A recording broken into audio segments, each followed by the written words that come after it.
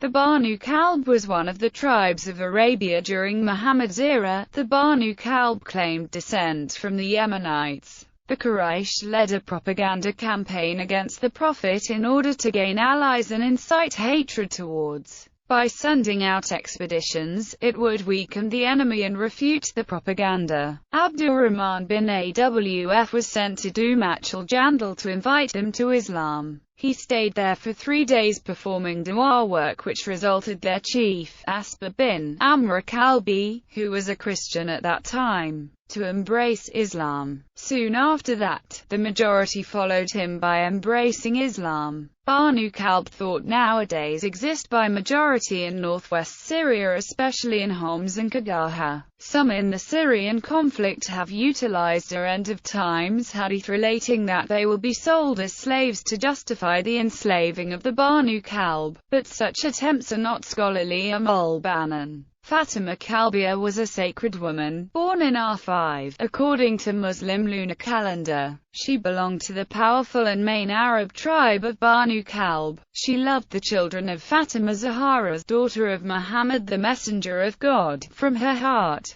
She requested her husband Ali ibn Abi Talib not to call her Fatima after her marriage to him, partly because of sanctity she bore for Fatima Tazara, and partly because it evoked the grief in the hearts of children of Bibi Fatima Tazara. Fatima bint Hizam al-Kalbiyya, commonly known as al-Banin, married Ali, after the death of his first wife Fatima. Al-Banin and Ali had 4 sons, of which the eldest was al-Abbas ibn Ali, also Uthman ibn Ali, who was martyred at the battle. Her 2 other sons were Abdullah ibn Ali and Jafar ibn Ali. She inspired and educated her own children to understand the fact that they were slaves to Imam Hussein. Her sons never claimed to be brothers of Hussein, rather claimed to be his slaves, as their mother wished. She died at the youthful age of 59 lunar years in year 64 She was the first one to hold a congregation, majlis, for Imam Hussein bin Ali right after his martyrdom. She was a poetess, and wrote the first lakmia in his honor. Zayd ibn Harithah. Zayd ibn Harithah was an Arab from the tribe of Banu Kalb who was captured as a boy and brought to Mecca to be sold in the slave market.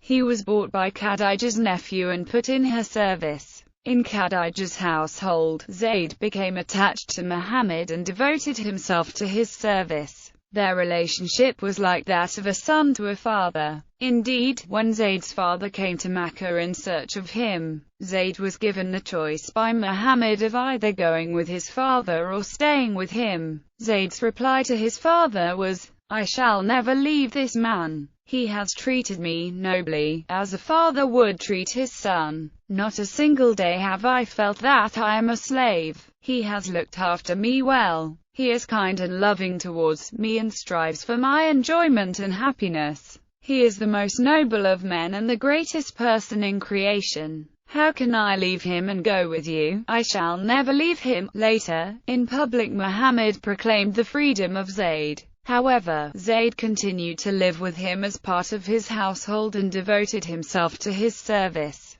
Dihyah Calbi, al-Kalbi. It is narrated in Sahih Bukhari and Muslim that Gabriel came to the Prophet while Salah was present. Gabriel started talking who it was. She said, "It was Dihyah." Later on Salama said, "By Allah, I thought he was none but Dihyah, till I heard the Prophet talking about Gabriel in his sermon." Basically they would resemble each other a lot, e.g., in dress. Malik said, Jibril was seen in the image of Dihyah al-Kalbi, and he was wearing a turban with its extremity hanging between his shoulder blades. Later on Salama said, "By Allah, I thought he was none but Dihyah, till I heard the Prophet talking about Gabriel in his sermon." Malik said, Jibril was seen in the image of Dihyah al-Kalbi, and he was wearing a turban with its extremity hanging between his shoulder blades. Abdullah ibn Umar Abu Wahab al-Kalbi. Abdullah ibn Umar Abu Wahab al-Kalbi was one of the companions of Hussein ibn Ali, who was martyred along with him in the Battle of Karbala. Abu Wahab al-Kalbi joined Hussein ibn Ali in Karbala and fought alongside him. He belonged to al-Kalb tribe, majority of whom were adherents of Christianity at that time. 1. His wife Wahab was amongst the female martyrs of Karbala. Abu Wahab was a Christian by birth and converted to Islam. He was a known businessperson of Kufa. Abu Wahab discussed with his mother and wife before converting to Islam and later joining al-Husayn ibn Ali in the battle against Yazid's forces. Abu Wahab was returning from Kufa after getting married. He was still 17 years and his wife was just 12 years old. When Abu Wahab was passing from Karbala, he saw Husayn ibn Ali surrounded by the enemies and was along with his family and very few friends. Abu Wahab was aroused by al-Husayn's spiritual charisma in such a manner that he was reluctant to leave him despite of being aware about the consequences of staying with Husayn ibn Ali. Abu Wahab was a tall and masculine man with broad shoulders, who was held with very high esteem among his people, and was known of his courage and soldierly experience. On the preceding night of Ashura, the following conversion was held between Abu Wahab and his mother. Abu Wahab asked her, "Mother, what should I do in this situation?" The mother asked Wahab,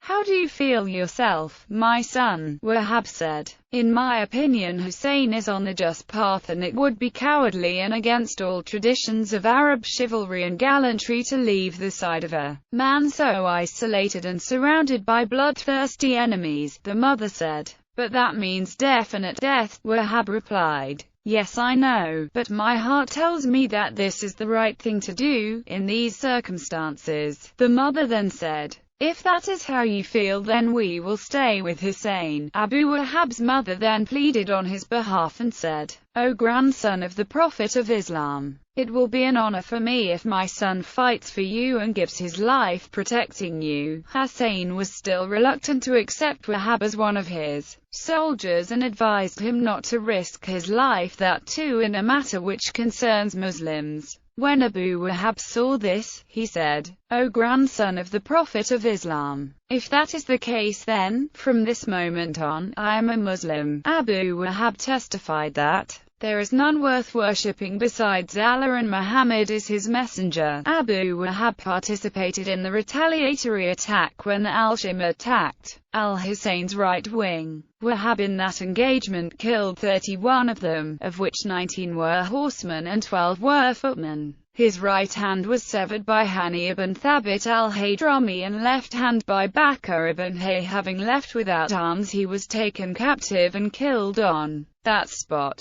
Abu Wahab was then beheaded and his head was thrown towards Husayn ibn Ali's camp. It was picked up by his mother. She took it, wiped the blood from it, then ran in the direction of the enemy forces. Husayn ibn Ali sent her back saying, "Go back, may Allah have mercy on you, for you are exempted from participating in jihad." She went back saying, "O Allah, do not disappoint me." Al-Husayn said to her, "May Allah never disappoint you." According to a hadith by Muhammad, the mother of the Sulyani will also belong to some of the clans of the tribe of Banu Kalb and will also have some of their support.